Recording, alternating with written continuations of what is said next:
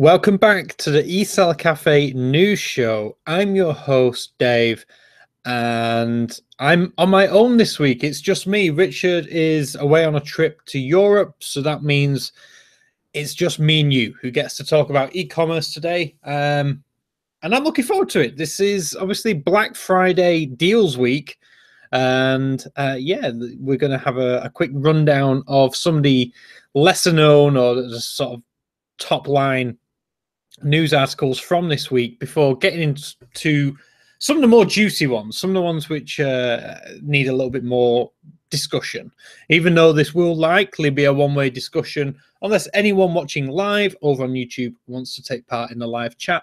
Please feel free. If you're watching on the podcast, thank you so much for tuning in, and hopefully you're going to have a fantastic week if you're a seller, with it being Black Friday this coming Friday. As a heads up, today is the 20th of November 2017. So with that in mind, we are, of course, only 4 days away from Black Friday itself and a whole 35 days away from Christmas Day. With that said, let's get things underway with the lightning round. And to be honest, it's not going to be too lightning. Like I said, you've just got me today. And because of that, I can take things at my own pace today. So firstly, we're going to have a chat about Alibaba and Singles Day. Obviously, this took place on the 11th of the 11th, all the ones, Singles Day. And it was Alibaba's global shipping festival. This is like China's version of Black Friday, or the East's, I shouldn't just say China, the East. As a region, their version of Black Friday. And it was incredibly successful. Again, it's one of those weird events. It seems sort of strange for us watching from the West. We're just not sort of used to this. But they get like celebrities involved. They hold like it's on TV. It's almost like a festival. It's almost like I don't know how to describe it. We have nothing that is this style over here, but I'm pretty sure I saw a video of Nicole Kidman on stage with Jack Ma, obviously CEO of Alibaba. It's a funny little world, Singles Day, but they turned over $25 billion worth of sales in just one day. That is incredible. And I don't care what anyone says, when we're talking about Black Friday, this coming Friday, it is going to pale in comparison to Singles Day. Massively so. So again, there's everything that I'm going to talk about today. As always, the links are in the description below this video. If you're listening on iTunes or tune in, click on the website link and you'll be taken to eSellerCafe.com, where all the articles that we're discussing are there. But over 140,000 brands and merchants got involved. There was a 39% year-on-year growth on that single day. 1.48 billion payment transactions, processed 256,000 per second by Alipay at the peak. That's 256,000 payments were processed a second by Alipay.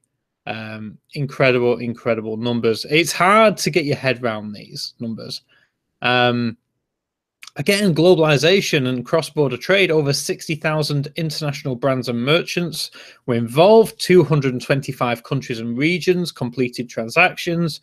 Top 5 countries selling to China by GMV: Japan, USA, Australia, Germany, and South Korea. Singles Day. I think it's only going to be a matter of time before Singles Day comes to the UK and to the USA. Whether it will ever compete on the same scale that Black Friday does over here, I don't know. But on a global scale, Singles Day is huge. Next up, Lord & Taylor to launch on Walmart.com. Now, we covered this a few weeks ago. Lord & Taylor, they're going to be launching a flagship store on Walmart.com for anyone sort of in the UK, no, we don't really have Lord and Taylor. They are a sort of just a sort of a fashion retailer, really. Again, all the links to them are in the description below, and over on eSellerCafe.com.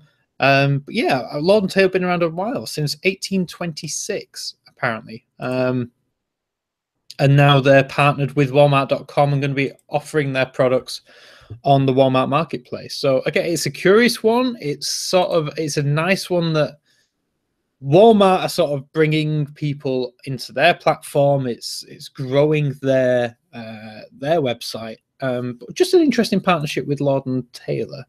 Not sure I fully get it, but fingers crossed it'll be a success.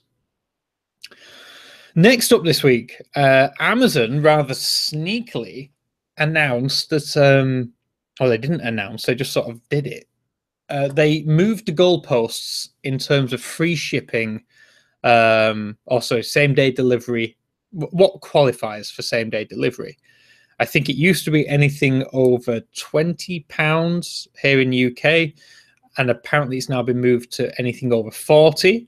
And if it isn't over 40, the same-day delivery cost will now be £3.95 plus a £2 driver tip. And there's just been no real sort of announcement from Amazon on this. People have just noticed this happening in their Amazon accounts when they've gone through to buy something. It's a curious one. Obviously, we've spoken a lot in these podcasts and over on eSellerCafe.com about the importance of same-day delivery, how more and more retailers are going to head that way. ASOS in London are now offering same-day delivery. And Amazon were always at the forefront of this. Obviously, for Prime members, free same-day delivery was a huge driver. But maybe they were just losing too much money on it. We don't really know. But yeah, Amazon have moved the goalposts here in the UK on same-day delivery. Next up, Payment Source brings Amazon Cash to 98% of the Canadian population. Now, for anyone who doesn't know, we have covered Amazon Cash previously.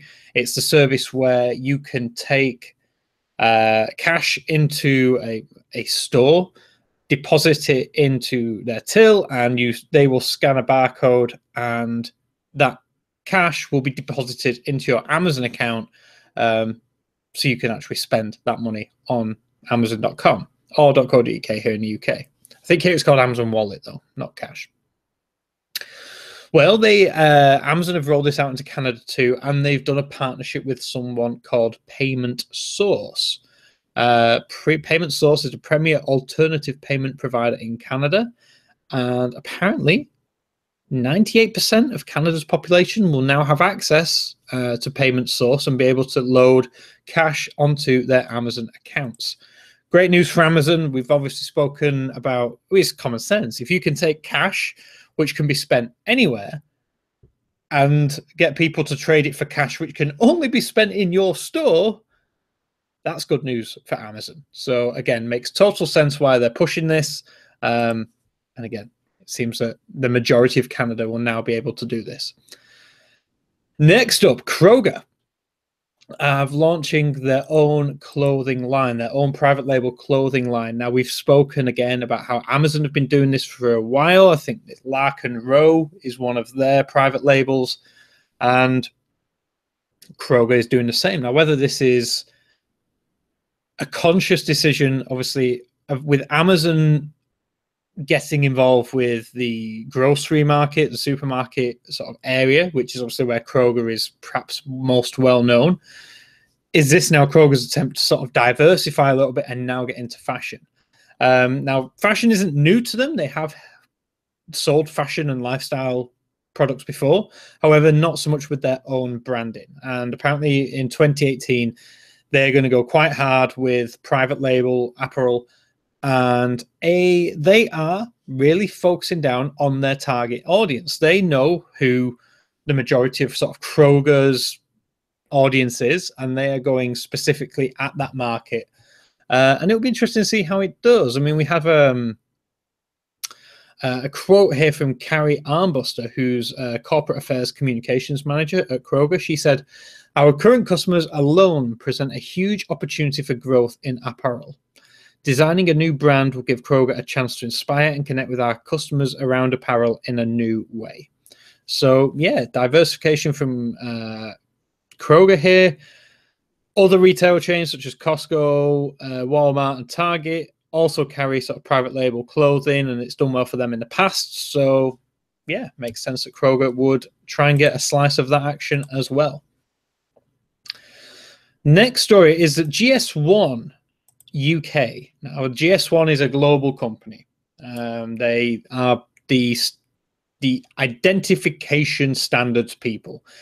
Any product identifiers around the world, no matter whether you're in Australia, Japan, wherever you are, all the barcodes are sort of licensed and categorized by GS1. Now, GS1 UK have done this rather nice little white paper and actual online quiz where you can find out what type of online seller you are. And this is a great push by GS1 UK. They have, I've worked quite closely with them in the past. They noticed that ever since, obviously, the cataloging of eBay and the requirement for barcodes for online sellers has become more and more important, that a large portion of GS1's audience is becoming marketplace sellers, either eBay or Amazon. And obviously doing what I do and what myself and Matt and Richard all done, we know about what they need help with. And they have absolutely run with this entrepreneurship and e-commerce business target market, so much so that they've created a quiz where you can find out what type of online seller you are. And once you've done the quiz, it then helps you find out ways in which GS1 can better serve you as a company, how they can help. And also, like I said, they put together this fantastic white paper, which also helps sort of give you facts and figures about all the different types of sellers there are, what sort of split they're in. Really useful information. So again, GS1 UK, massive hat tip to you guys.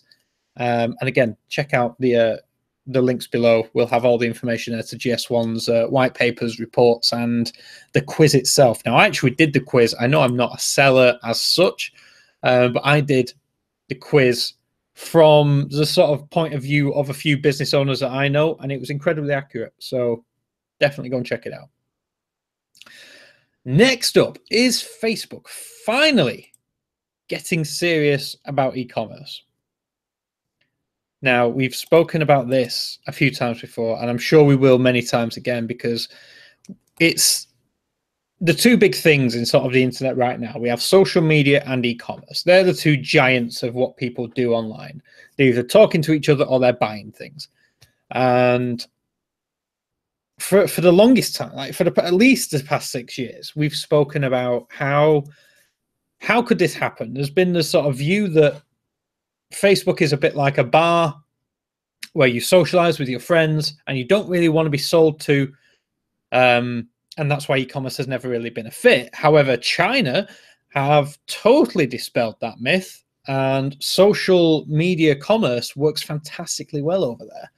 If you can utilize social proofing and social recommendations, then it's a natural fit for e-commerce. Forget all the best marketing in the world. The best recommendation you can have for a product is a word, a word recommendation from a person you know who says, yes, I like this product, it's good. You can't beat that in terms of marketing. That personal recommendation goes a long, long way. And I think that is a hell of an opportunity for social media to get on board with. We've spoken about how Instagram are now doing sort of promoted posts, and you can swipe up on certain accounts and be taken to a page. You've got shoppable links. I get it. Instagram are sort of getting there. But last time I checked, Instagram had about 400 million active users. Facebook has 2 billion active users, with over 1 billion of them logging in daily. That's an audience that even Amazon and eBay can't compete with. And that's the thing. It's like Facebook are in this very unique position where they could very much enter e-commerce and dominate in quite an interesting way, coming at it from a totally different angle to anyone else.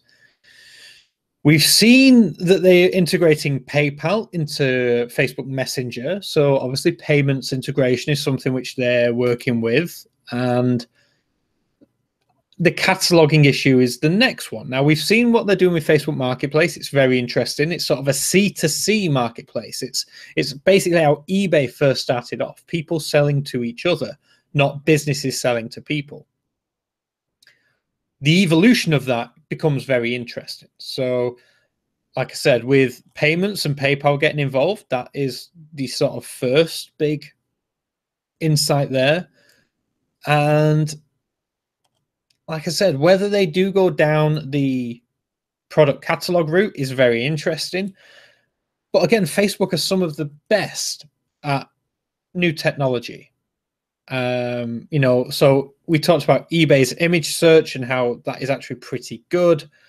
Facebook would probably be able to get involved with that as well. And then comes a question, would they go the traditional catalog route, or would they do a much more sort of demand-driven sort of process? Who knows? But Facebook is the one where it makes most sense for them to get involved with e-commerce. They have the audience. They have the brands already on their platform. Any big brand, Coca-Cola, Nike, whoever, are going to have a Facebook page. Why not let them have a store with a payments system built in? And yes, marketers ruin everything. And yes, Facebook would change forever. But it makes sense. If I was Mark Zuckerberg, I'd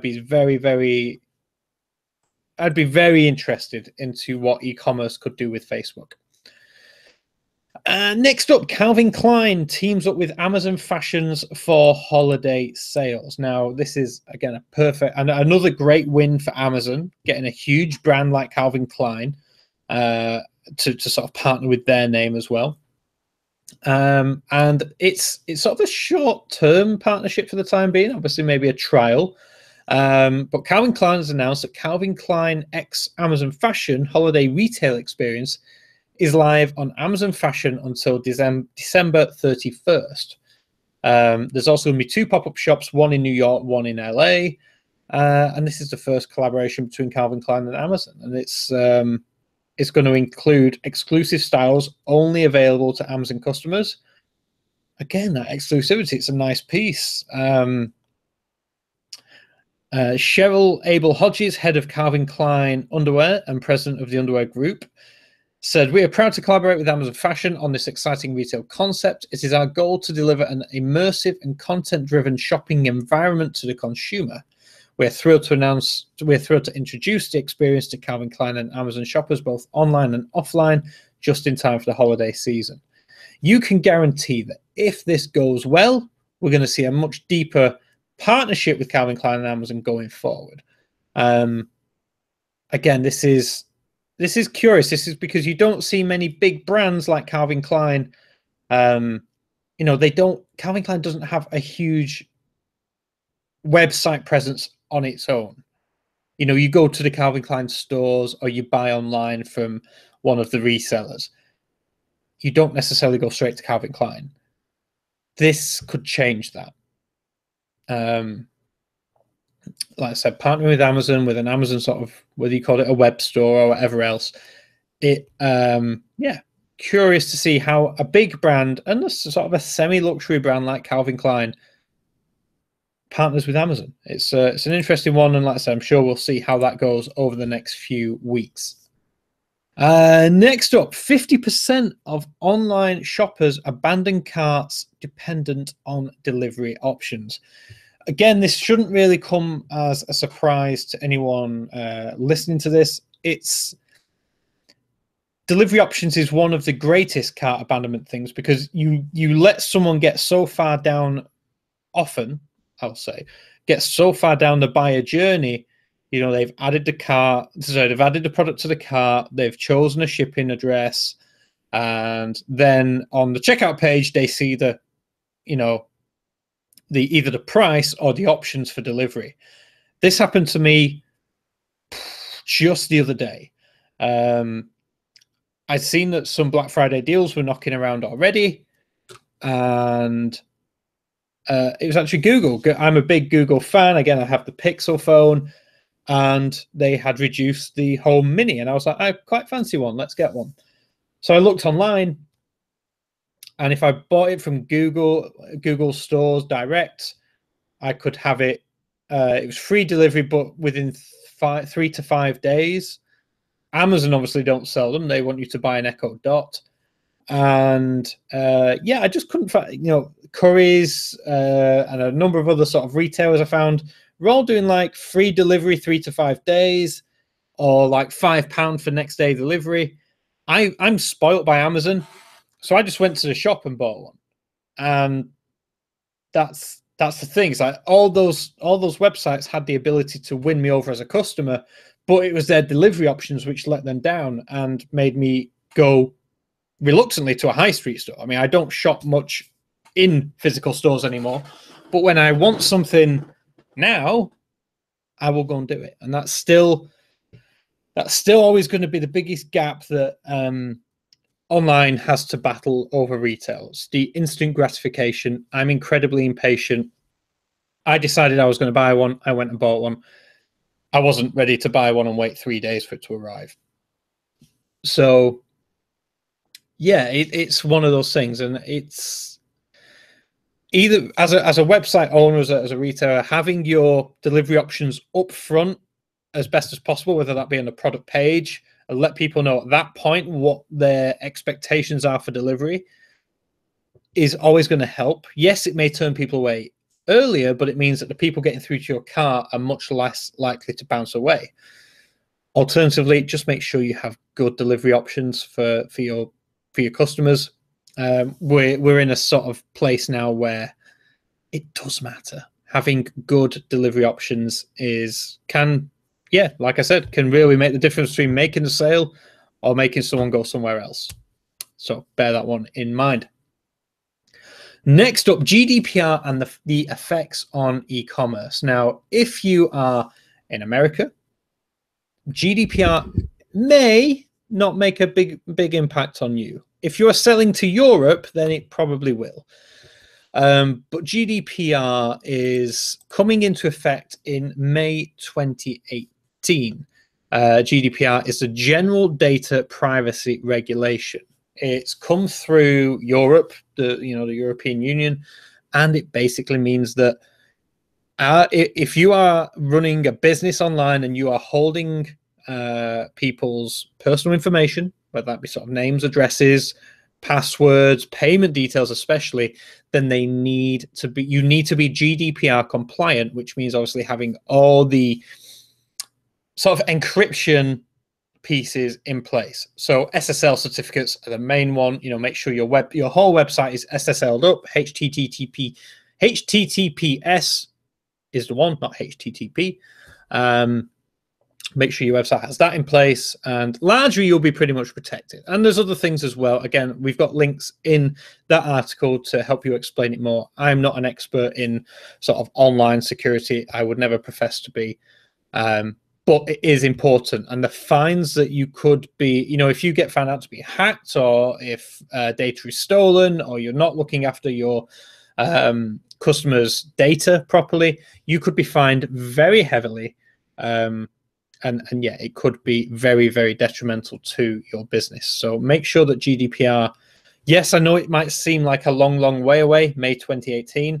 It isn't. Like I said, once you get Christmas out the way and January sales out the way, February, March, April, May, you've only got about 3 or 4 months before you really need to start getting things in place. And the sooner you get it done, the better. The way that I look at GDPR is, yeah, you could wait until May 2018, but somebody could also hack you tomorrow. So you're much better just to protect your online reputation, your online assets sooner rather than later. And like I said, it's one for you to look into. If you're in the UK and the EU, you definitely need to be taking attention of that. If you're in the US, not so much, unless you sell to sort of EU and Europe. Again, if you're holding Europeans' information, you're somewhat going to need to be protected. So GDPR, please take note of that. And finally, for the lightning round, BigCommerce expands PayPal service for customers. Just in time for Black Friday and the run up to Christmas. BigCommerce has had a PayPal integration for a long time now, but they have just recently increased the services. So let me just open that up. You get your marketing solutions, PayPal marketing solutions, that's in there now. And what's the name of the other one? PayPal Credit and PayPal Working Capital. That's the one that I was trying to think of. PayPal Working Capital is basically like payday loans. You know that you can lend money from PayPal to buy inventory and then pay them back over time. So BigCommerce merchants, you now have the big suite of PayPal services available to you. And like I said, had a pretty good time of the year for that to come into effect. Now, onto the discussion round, and please excuse me, guys. Like I said, I usually have Richard to fill the gap, but I don't. So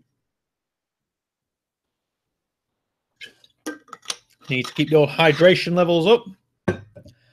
And onto the discussion round. So, first up, it's which order should I do these in? I'm going to do this in the other way around than what I've written. So, first up, Amazon Australia, just days away from opening. We've spoken about Amazon Australia and where we don't really know what to expect. The original date that I saw was September 2017. We've obviously blown right past that, and with no Amazon marketplace in Australia just yet. We know that the fulfillment center in Melbourne is ready and stock is going in there. We also know that Amazon has held webinars with Australian sellers and, to introduce them to the marketplace. And they've been quite selective with the people they've decided to bring on board first, which again, totally makes sense. And they have done different events again around Australia so we know that they're working on it. And if you go to amazon.co.com.au, and if you go there right now, you'll still see that it's largely a book depository, still like it always has been, sort of Kindle. And it was actually Richard, I believe, who, if you, like I said, Kindle's on the homepage, looks like it's still a Kindle book, has been for a while, and you can access Amazon.com from .com.au. But if you do a search for HP, and I've done this just now, you can actually see that there is some HP laptops and HP capture stage, a display, a LaserJet print cartridge, another laptop, and there's apparently 20 pages of products for HP right now. They're all currently unavailable. But that should give you a pretty good idea that HP, I'm assuming, or certainly a big retailer who sells HP products, as in LaserJet printers and cartridges and all that sort of stuff, are one of the first sellers to be on the Amazon marketplace. They've uploaded inventory into Seller Central. It's currently not available, but you can see it. And if we go through to, it's got an ASIN. Date first available on .com.au was the 2nd of November. So it was first uploaded 18 days ago. And it has the description. Obviously no reviews yet, but it has a product description, has a few product details, but not many. No bullet points, obviously no buy box because it's not available. But yeah, if you can actually go over to amazon.com.au right now, type HP, just the letters next to each other, and you can see that they are loading products into amazon.com.au, which leads us to believe that the launch for Amazon Australia will be imminent. I expected it would be this week. However, we've still not heard or seen any more movement on this since we posted this article last week. So again, if you're in Australia and and you're watching this right now, have any insider news and want to reach out and let me know, please do. Dave@eSellerCafe.com. Drop me an email. But yeah, it's a curious one. And I do think Amazon Australia is perhaps one of the bigger, exciting opportunities for e-commerce sellers that we've seen recently. It's going to be very interesting for native sellers, so Australian sellers who predominantly have been selling on eBay. They're now going to have another channel opened up to them. How quickly will it take adoption for Amazon Marketplace in Australia? I don't think it's going to take long. Australia are a very savvy e-commerce population. They've, if you see eBay Australia is the fourth or fifth largest eBay Marketplace out of the 27 that they have. So, don't get me wrong, Australia, get it. It's a big country, but quite populated in quite small little groups. So you've got the big cities, Perth over on the west, and you've got Sydney, Melbourne, Adelaide, Canberra, all sort of, on that sort of east coast, Darwin up top. But the majority of the big population is based around that sort of south east. Yeah, Melbourne. I've got on me Sydney, Brisbane further up a little bit north, but on that east to southeast portion of Australia. So, from a logistics point of view, it's not as tricky as America. You've got guys all over the place, but it's going to be a curious one because not only do I know many UK and USA e-commerce businesses who sell products to ebay.com.au. They have, they actively send products to Australia. Doing the same to Amazon would be interesting, especially if you could utilize their warehouse, because then Amazon Prime becomes a big thing for Australia. They are yet to realize the beautifulness of Amazon Prime. And if here in the UK, we have what we call the EFN, the European Fulfillment Network. So we could sell products to a German fulfillment center, and someone in Germany can get my products maybe same day, next day delivery for free for a Prime member. Interesting to see if that becomes available for Australia as well. It may not be live on rollout. It may, but I suspect it will come soon. I imagine one of the biggest concerns for Australia is exactly that. It's its location. You think about Australia's all the way down here, and you can't even see England. England's over here, and America's all the way on this side. The logistics of getting products to Australia for quick delivery is going to be impressive, and that's one of the big things which I've heard Australian e-commerce sellers and buyers say a lot, just Australians in general, say that e-commerce has been a fantastic thing for them because it's allowed them a much greater choice of products from America, from England, from Europe. And I'm sure Amazon are really going to want to nourish that and make sure those products become available to Australia. The logistics involved, who knows? We know Amazon has their own planes. What will the costs be? Not sure. I imagine for the early adopters, they will probably be lower, and they'll rise the prices over time once obviously the demand settles down with the supply. But Amazon Australia, I think, makes a fantastic opportunity for e-commerce. And if you're selling good quality products, Australia could be a huge opportunity for you, because Australia are used to, who is close to Australia is China. So they're not struggling with the cheap stuff, but the quality stuff, yes, that isn't homemade, of course. So yeah, Amazon Australia, that's going to be a curious one to see how that goes. Fingers crossed it will launch in the next few days. And as and when it does, we'll let you know over on eSellerCafe.com.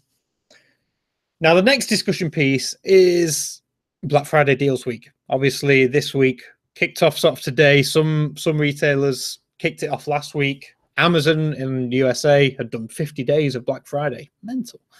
But for the majority of retailers, this week is when the deals are going to kick off. One day no longer seems to be enough, so they're going to run deals all throughout the week. Now, in order to help you with this, whether you are a buyer or a seller, I am actually doing something which I did last year with sort of moderate success. Bearing in mind, I was pretty new to YouTube at the time. I think I was only a month and a bit old. Now I've got much more subscribers and much larger audience, and I'm actually doing a Black Friday deals week review every day this week, where I will be every morning. I'll be doing a live YouTube session over on the Manc Entrepreneur YouTube channel. If you aren't subscribed already, please go and check it out. That's MANC for Manc, because I'm from Manchester, and then Entrepreneur. And I basically talk about e-commerce and entrepreneurship on that channel. But this week, I will be doing every single day a Black Friday deals week review for every single day. So Mondays is now live already over on the Manc Entrepreneur channel. There's a post also on eSellerCafe.com as well, highlighting some of the links that we found today. Now, today was a funny one. Obviously, I recorded this at about 9 o'clock this morning before I went to the gym. And 9 o'clock in the morning on Monday, it was 4 o'clock Eastern time, and probably about 2 or 1 o'clock Pacific time. So some of the websites were probably not fully live with their Black Friday offerings just yet. Tomorrow, I suspect there will be much more from the USA. But yes, so that's what I'll be doing every day this week. I will keep you updated with a post every day on some of the top deals that are around. Now, the reason why this is good for buyers is obvious. I'll let you know where some of the the better deals are that I've managed to come across, as well as always highlighting what's going on Amazon and eBay and some of the other top retailers from where you are. I'm also going to be showing you a tool which you can use in order to determine whether the deals are as good as they may look to be. So there's a very good tool out there, which again I'll be showing you in tomorrow's episode. So again, make sure to subscribe to be kept up to date with that, where you can basically do a check to find out the history of a product's price, whether it is a good deal, whether it's likely to go down even further, so on and so forth. So keep an eye out for that. And like I said, this video will be going live every single day. Excuse me. Now, if you are a seller, you might think, oh, it's all well and good, Dave, but I'm too busy trying to sell things, which is why I want to address this to you. If you are a seller, whether you're based in England, in the UK, whether you're based in America, whether you're based in Australia, in Europe, wherever you are, if you are doing a Black Friday deal, either on Friday or any other day this week, if you're running any deals throughout the week and you think they are genuine deals, I want you to let me know. And if I can, I will feature you in one of the videos this week to try and generate some sales for you and your business. So all you need to do, like I said, is either head over to eSellerCafe.com, find the link, find the article about Black Friday Deals Week Reviews Monday, and leave a comment on that with your website and your deal, and I will check it out. And if I think it's a fit and it's genuine and everything else, it meets the criteria, I will feature it in one of the next videos. Alternatively, you can head over to the Manc Entrepreneur YouTube channel, find the video on YouTube, and leave a comment underneath that video, again, with your link, with what it is you sell, what the deal is, and wherever possible, I will feature you in one of the videos this week, and again, try and drive some traffic to you and your business. So, with that said, that is pretty much this week's top news from the world of e-commerce. I'm not going to ramble on too much longer. I expect this week is going to be a busy one for you. You may be listening to this whilst packing bags, whilst ordering more stock, whilst answering customer service questions, whatever it is. I hope you have a fantastic week, and further, and further on into Cyber Monday week as well. Crush it. Just keep going after it. Make sure your processes are as good as they can be. And we are all rooting for you here at eSellerCafe.com. To give you a quick rundown of what we've covered, Alibaba's Global Shopping Festival Singles Day absolutely smashed all records, $25 billion in one day. Lord & Taylor launched on Walmart.com. Amazon customers not happy with fee changes on same-day delivery here in the UK. Payment Source brings Amazon Cash to 98% of the Canadian population. Kroger is launching its own clothing line. GS1 UK identifies different types of online sellers. Is Facebook finally getting serious about e-commerce?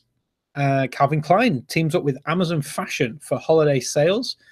50% of online shoppers abandon carts depending on delivery options, and I'm a perfect example of that, as we heard.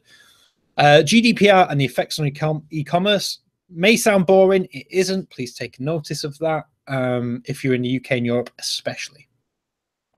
BigCommerce expands PayPal service for customers.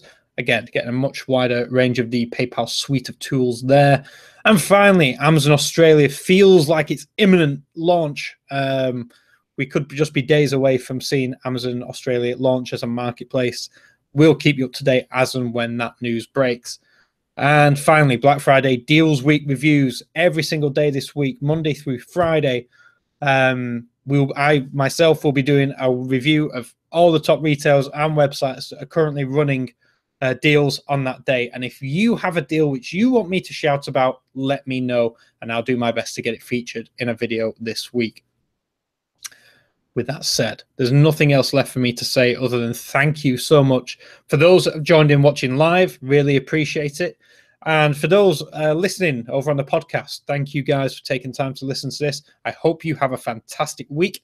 If you are a seller and I make absolutely loads of money, and if you're a buyer, I hope you dig out those deals that you need and get all your Christmas shopping done on Black Friday. So with that said, nothing left for me to say other than hope you have a fantastic week. Keep up to date on eSellerCafe.com for all the latest news. And myself and hopefully Richard will be with you next week. We'll see you then. Thanks for listening.